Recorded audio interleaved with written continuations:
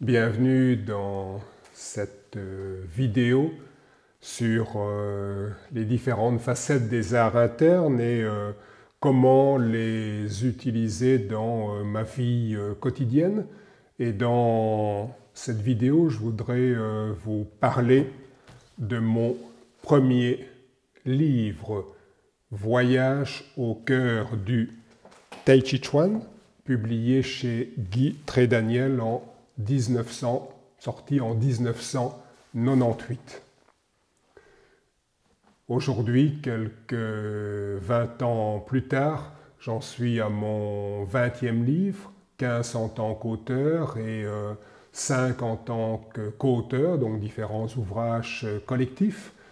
Et je dois vous dire que le premier a été un accouchement particulièrement difficile, mais comme tous les accouchements difficiles, particulièrement gratifiant une fois que le bébé était sorti.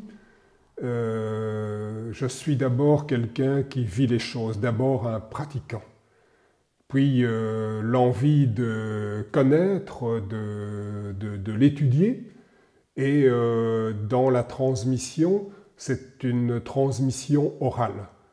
Donc à un moment donné, je pratiquais beaucoup de cours, de stages, et donc je livrais par la parole, par le verbe, ce qui m'animait, ce que je découvrais à travers des études et des recherches. Et le passage à l'écrit, c'était pas évident, c'était pas mon créneau privilégié. Et donc ça a fait l'objet de multiples, je pense qu'il y a eu 7 ou 8 réécritures.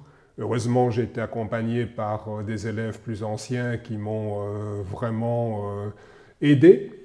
J'ai longtemps hésité, peut-être demander à quelqu'un d'autre de l'écrire. Puis je me suis dit, non, c'est tellement spécifique, je dois prendre sur moi-même pour écrire moi-même. Et donc je me suis dit, qu'est-ce que je sais faire plus facilement? J'avais travaillé beaucoup sur des gestes, pour avoir un geste plus clair, plus net, plus précis, ou formuler ça oralement. Je me suis dit, je vais reprendre les mêmes étapes, et donc je vais mettre les mots derrière, les uns derrière les autres, lire et écouter, et refaire, jusqu'à un moment donné, comme un geste, il n'est pas parfait, mais je me sens en accord avec lui. Donc je me suis focalisé sur ce que je savais mieux faire, pour essayer d'appliquer le même type de méthode dans l'écriture. Petit à petit, c'est devenu un plaisir, c'est devenu une joie. Et en fait, je me rends compte que l'écriture enrichit mon enseignement oral et enrichit aussi ma pratique. Alors, pourquoi voyage?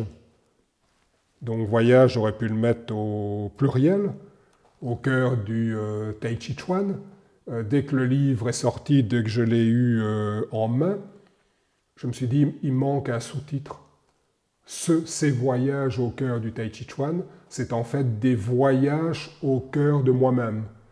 J'allais loin en Extrême-Orient, en Chine. Plus j'allais loin vers l'étranger, plus j'allais vers quelque chose qui m'était intérieur et familier. Et donc ce qui a en parallèle, c'est tout ce que ces voyages à travers une pratique, ces voyages géographiques, ont amené dans une recherche, dans des voyages intérieurs. Et donc, c'était bien des arts internes, et à travers ces arts internes, s'est dessinée une autre quête beaucoup plus intime, beaucoup plus essentielle. Et donc, si je feuillette cet ouvrage, il y a différentes anecdotes qui me reviennent. Et donc il y a dans cet ouvrage des photos dans différents environnements, Et donc ces photos ont été faites par une élève qui est devenue très vite une amie, une sculptrice connue internationalement, peintre, sculpteur, mais qui a également étudié la photo.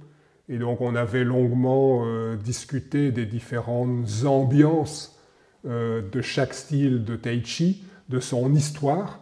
Et donc il y a une intimité du style Sun, on a choisi un environnement qui correspondait. Par contre, le style Shen créé à la campagne, un type d'environnement qui révélait donc cet espace de la campagne. Avec Almaga, il y a vraiment eu une recherche de sens. Nous avons fait ces photos un jour où il faisait extrêmement froid, où il y avait une lumière exceptionnelle, et moi j'étais dans différentes tenues. On a choisi les tenues aussi, des tenues vestimentaires qui correspondaient plus à telle pratique, tel style ou tel autre style.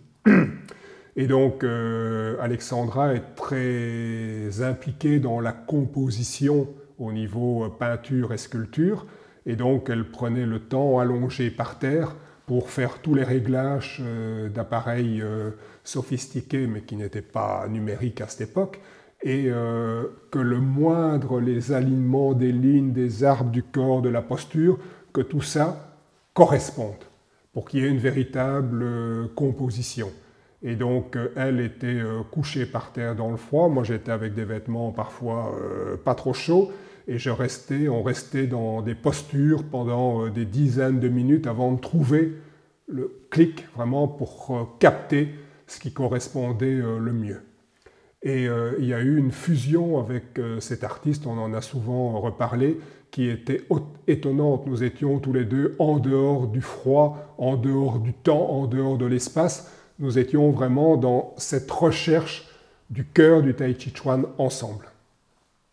L'autre chose qui est caractéristique, différents chapitres sont ouverts par ces calligraphies qui citent des passages, des classiques du Tai Chi.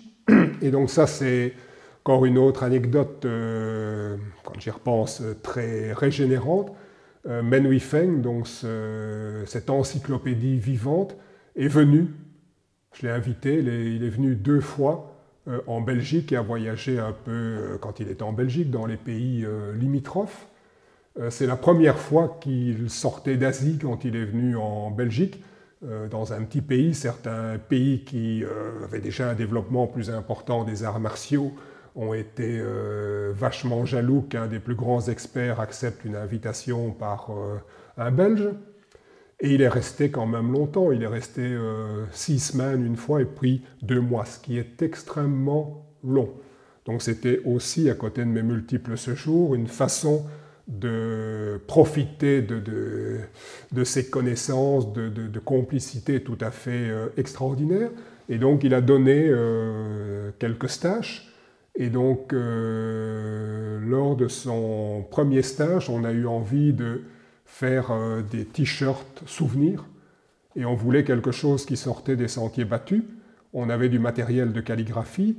Et on a demandé à Men Huifeng, tiens, est-ce que vous pourriez écrire Tai Chi Chuan en calligraphie? Et l'idée lui a plu. Il l'a d'ailleurs fait quand il a été invité aux États-Unis plus tard. Donc c'est d'écrire des passages des classiques en calligraphie. Donc nous avons encore ces calligraphies. Donc c'est particulièrement touchant que ça ne soit pas écrit par quelqu'un d'inconnu, mais par un maître de Tai Chi à un moment très particulier, la première fois qu'il sort de Chine pour faire connaître cet art à un niveau tout à fait exceptionnel. Et donc j'ai repris ces calligraphies pour présenter chaque chapitre.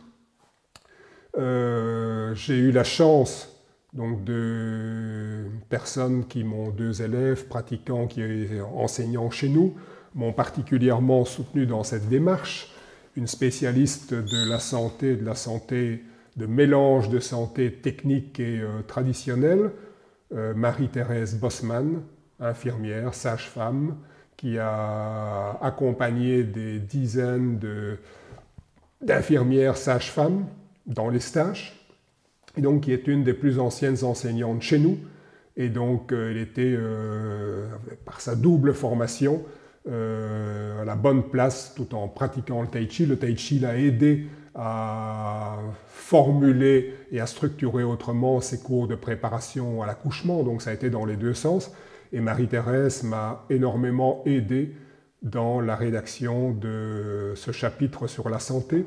Un autre de nos pratiquants, qui a une grande influence sur notre groupe, Dominique Smolders, qui était prof de latin, grec, puis prof de philosophie dans le supérieur, puis responsable des ressources humaines, pour terminer directeur d'un grand service comptabilité, enfin une carrière tout à fait incroyable, et qui a été aussi un des premiers enseignants chez nous, qui m'a apporté énormément par sa connaissance, sa pratique de tellement de domaines. Et Dominique Smolders était un pratiquant de zen, d'assises zen de longue date. Et quand il est entré dans le Tai Chi Chuan, il a vraiment eu une passion pour la culture chinoise. Il a étudié le livre des mutations avec Pierre Faure et avec Cyril Javary pendant plusieurs années. Il a acquis donc des dictionnaires très spécialisés de chinois, s'est même livré à pour lui-même à une traduction du Tao Te Ching. Donc Dominique avait voilà, cette connaissance de la philosophie occidentale, s'était vraiment familiarisé, approfondi les philosophies d'Extrême-Orient. Il connaissait ma démarche, notre démarche, et donc Dominique m'a vraiment bien aidé pour la rédaction de ce chapitre sur la philosophie. Donc cet ouvrage que je signe est finalement déjà un collectif à sa façon. Et donc ça témoigne aussi de l'approche que nous avons au sein de notre école, de travailler l'intelligence collective. Et ça, c'était en 1998, pas avoir, même si je pratiquais régulièrement en Chine, pas avoir la prétention d'être le seul détenteur. Et donc ça a été aussi un plus qui nous a permis d'enrichir nos approches dans les masterclass et dans le cours, c'est l'utilisation de cette intelligence collective. Je vous souhaite une excellente pratique pour ceux qui pratiquent. N'hésitez pas à surfer. Merci de votre attention et à très bientôt.